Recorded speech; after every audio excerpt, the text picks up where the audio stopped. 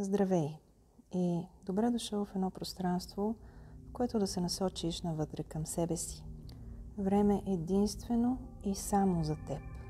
В него не съществува нито миналото, нито бъдещето. А само и единствено този настоящ момент и усещанията. Намери своето удобно място, където можеш да седнеш и да легнеш, което смяташ, че ще е най-комфортно за теб. И нека започнем с нашата медитация. Затваряме очи и поемаме няколко дълбоки дъха. Насочваме вниманието си към усещанията в тялото. Усещането за тежест при издишване, усещането за лекота при вдишване. Наблюдаваме всяко издигане и потъване на корема. Темпото на дъха става все по-бавно, спокойно, плавно. Става естествено и не се налага да го контролираме. Наблюдаваме усещането за себе си в този конкретен момент, на това конкретно място. И отбелязваме всичко, което преминава през нас.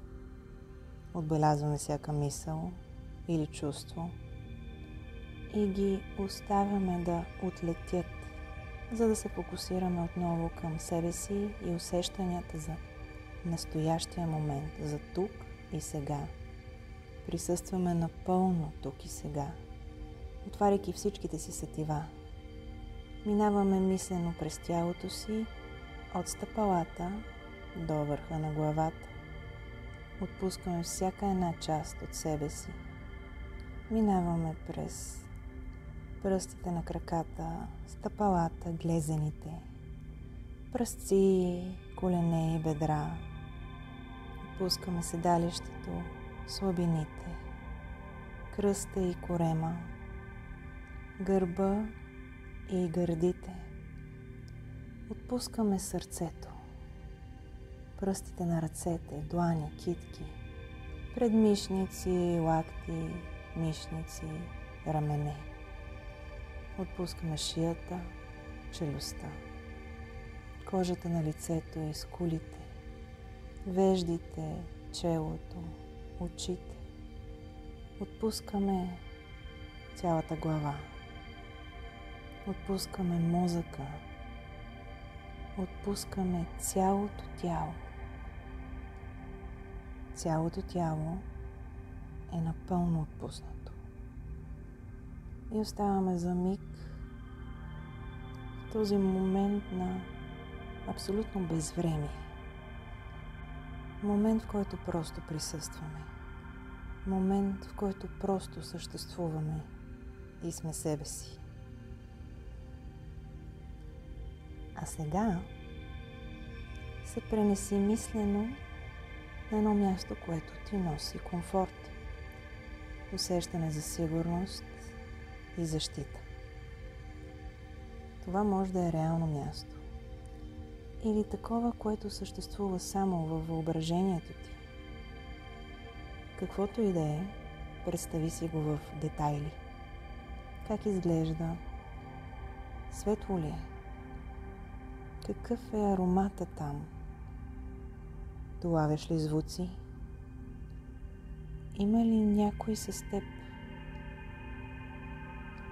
И ти самия, какво точно усещаш вътре в себе си, намирайки се на това място? Спокойствие, подкрепа, сигурност. Кое е точното усещане, което ти дава това място? А сега се запитай. Защо? Защо това място те кара да се чувстваш така? Кое ти носи тези усещания и се концентрира върху него?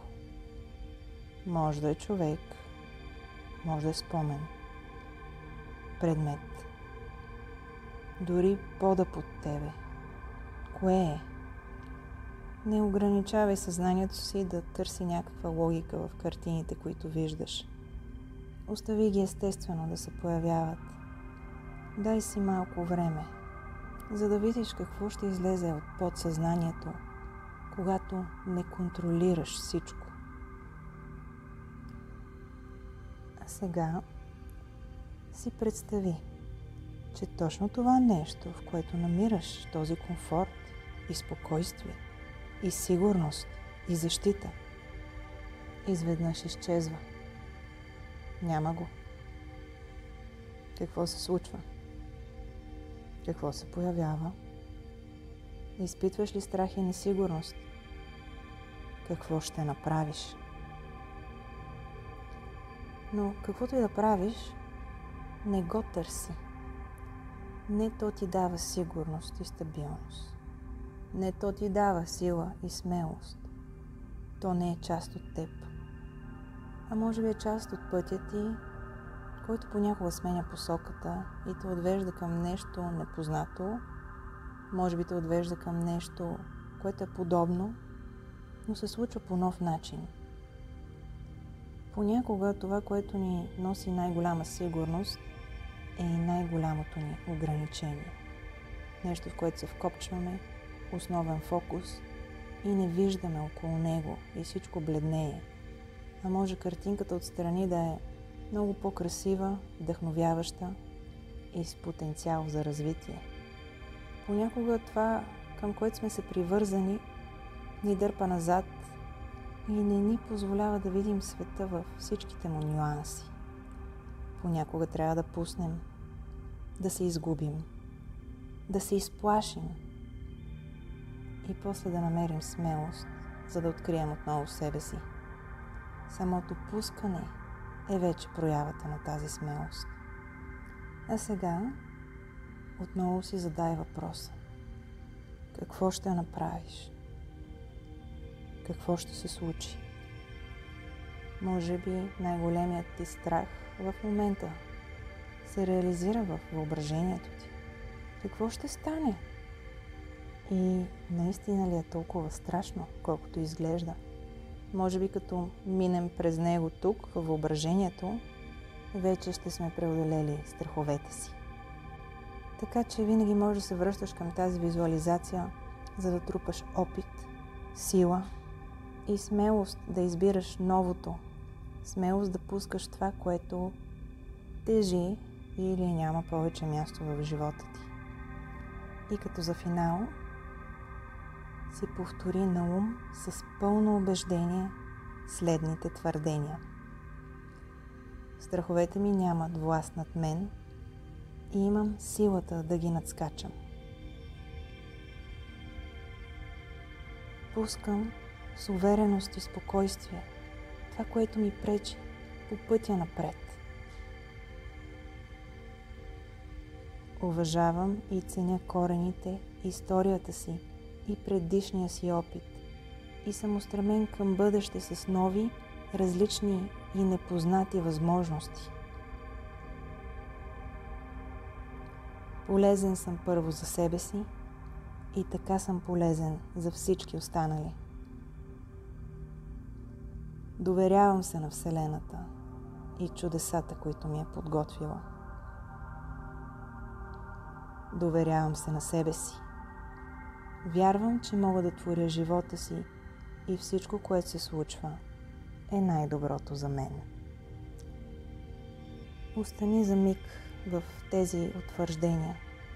Направи ги част от себе си и сам прецени кога ще си готов отново да се върнеш към настоящия момент, усещанията за тялото, пространството, кога ще си готов да отвориш очи и да направиш всичко това реалност.